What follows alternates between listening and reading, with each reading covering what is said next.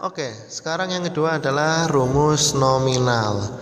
Oh iya, sebelum itu saya ingatkan lagi, silahkan nanti install aplikasi ini karena aplikasi ini sangat berguna loh buat kamu dan gak besar mas, gak bakal ngebekin memori kamu sama foto di HP kamu mungkin besaran memori di HP kamu, dan terlebih aplikasi ini offline. Jadi nggak pakai kuota, tolong diinstal. Nanti saya share dua aplikasi. Yang pertama Tenses and Grammar ini, yang kedua adalah Kamus. Kecil semua aplikasinya. Silakan nanti diinstal karena offline nggak online. Oke, yang kedua adalah rumus nominal ya. Rumus nominal di sini dia menggunakan subjek ya, subjeknya semua subjek diikuti to be. Di sini ada am, is, ada are, terus diikuti bisa kata sifat, adjektif, kata benda, noun, dan keterangan atau adverb, disingkat anak. Tapi perlu kalian perhatikan ya yang nggak ditulis di sini. M ya, to be itu apa sih Mister? To be itu adalah sebagai pelengkap ya, pelengkap sebuah nominal ya, nominal. Jadi rumus nominal itu kan misalkan kata bukan yang verbal atau bukan kata kerja, misalkan saya Budi. Nah kalau Indonesia kan cuma saya Budi udah gitu aja, tapi kalau dalam bahasa Inggris I am Budi. Nah I itu pasangannya sama am, is itu pasangannya sama he, she, it, are itu sama they, we, you. Saya ulangi lagi, M pasangannya sama I saja karena I am, is sama he, she, it tunggal, are itu yang they, we sama you gitu. Contoh, Rudy is a bus driver. Rudy adalah seorang supir bis. Yang B, he is sad because he is sick. Dia sedih karena sakit. Gak ada kata kerjanya kan. Yang pertama kan Rudy adalah seorang supir bis. Itu yang disebut nominal kayak gitu mas mbak. Nah kalau negatif ya tinggal dikasih not aja. Ini gampangnya seperti itu. Contoh ya, Rudy, ini rumusnya subjek plus to be nya, pilih kasih not. Nah Rudy is not bus driver. Rudy bukanlah seorang supir bis. I am not sick. Saya nggak sakit. Nah kalau dirubah ke interrogatif atau tanya ya lebih gampang lagi, tinggal ditaruh di depan aja to be nya. Misalkan Rudy kan he ya, cowok ya. Is Rudy a bus driver? Yes he is.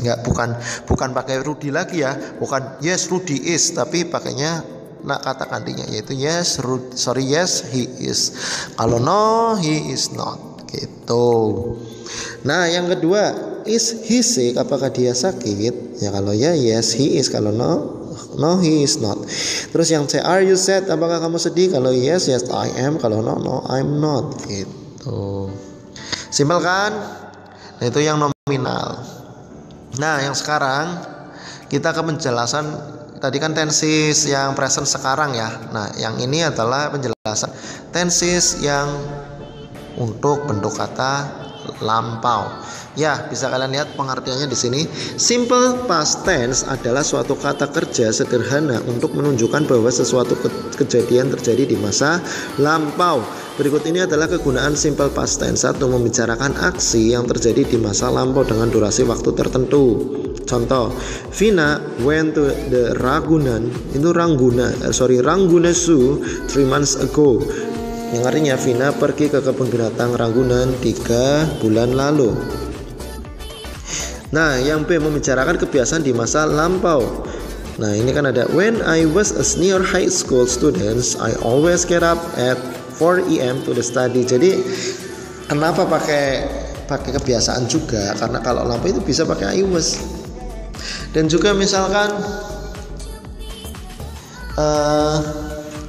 pakai kata used to ya, used to ya. Kata used to itu kamu kalau pernah dengar kata lagunya dari Charlie Puth ya, yang we don't talk anymore like we used to do kan. Used to, use itu kan, use itu artinya adalah menggunakan ya, to itu kan untuk. Jadi kalau digabung itu used to, biasanya atau kalau dalam bahasa waktu sekarang tadi kan usually. Kalau dulu kebiasaan dulu pakai kata used to itu bisa. Nah gitu ya. Contoh yang ketiga, I had already finished my breakfast when he picked me. Untuk menunjukkan aksi bahwa suatu aksi langsung diikuti aksi yang telah selesai. Wah, maksudnya apa? Gini, maksudnya adalah saat itu kamu itu misalkan habis selesai apa, ada kejadian apa. Nah, kan dicontohkan aku sudah sarapan saat dia menjemputku. Jadi kamu sarapan dulu, terus di kejadian itu ada yang jemput kamu juga, gitu loh.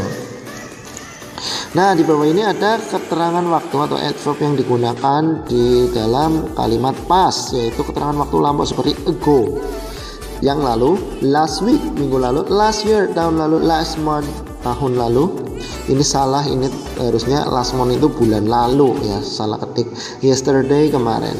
Nah, ini rumusnya seperti ini. Sama seperti bentuk present sekarang, simple past lampau juga memiliki dua bentuk, yaitu verbal dan nominal. Itu rumus verbalnya seperti itu. Subjek yang di positif plus verb 2 plus objek. Mister, lihat verb 1 verb 2 nya di mana? Kalau kamu punya kamus buku, kamu cek di tengah-tengah kamus itu ada regular and irregular verbs ya. Jadi yang beraturan dan tidak beraturan itu biasanya di tengah kamus. Kalau nggak punya kamus, download di Play Store, di Google banyak. Ini penting sekali ya, karena suatu saat jika kamu memang dalam kondisi pekerjaanmu dituntut harus berbahasa Inggris, harus berbicara dengan rekan yang berbahasa Inggris, ataupun kamu pergi ke luar negeri kerja di luar negeri, kamu akan butuh sekali yang namanya tensi seperti ini. Jadi untuk conversation kamu bisa mudah dalam komunikasi. Oke, lanjut. I went to Germany last year. Saya pergi ke Jerman tahun lalu. Nah, kalau nggak ke Jerman, nah itu tadi verb 2-nya jadi verb 1, tapi kalau negatif itu kasih did not atau disingkat didn't. I didn't to Germany last year. Saya tidak pergi ke Jerman tahun lalu. Dan yang terakhir yang interrogatif, did-nya ditaruh di depan. Dan untuk catatan, kenapa hanya s saja nggak Dewi Ayu Hizi it? Karena untuk semua subjek ya. Did you go to Germany last year? Yes, I did. Atau no, I didn't. Gitu. Nah, untuk rumus yang nominal ya, yang bukan kata kerja, di sini ada dua to be. Kalau yang tadi kan present ada am, is, are. Kalau yang ini pakainya was dan were. Nah, diikuti ana tadi apa ya? Adjective, noun, dan adverb. S subjeknya misalkan di sini yang contoh pertama yang bentuk positif ya. He was a teacher. Dia adalah guru. Artinya itu cuma dia adalah guru, tapi dari kata was ini kamu udah tahu kapan jadi gurunya. Dulu. Nah, gitu maksudnya tensis kayak gitu loh. Nah, yang kedua, he was not a teacher. Dia bukan seorang guru. Kapan? Dulu. Barangkali sekarang sudah jadi guru. Mudeng ya maksudnya ya. Yang terakhir adalah was he a teacher. Apakah dia guru? Kalau yes, yes he was. Kalau no, no he wasn't. Oke, gitu.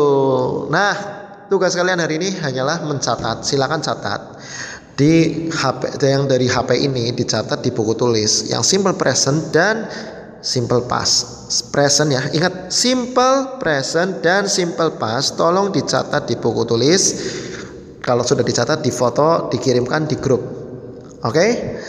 Dan untuk materi kali ini saya rasa cukup dua ini dulu saja. Nanti kita lanjut minggu depan karena kita masih perlu banyak waktu untuk mempelajari tenses ini.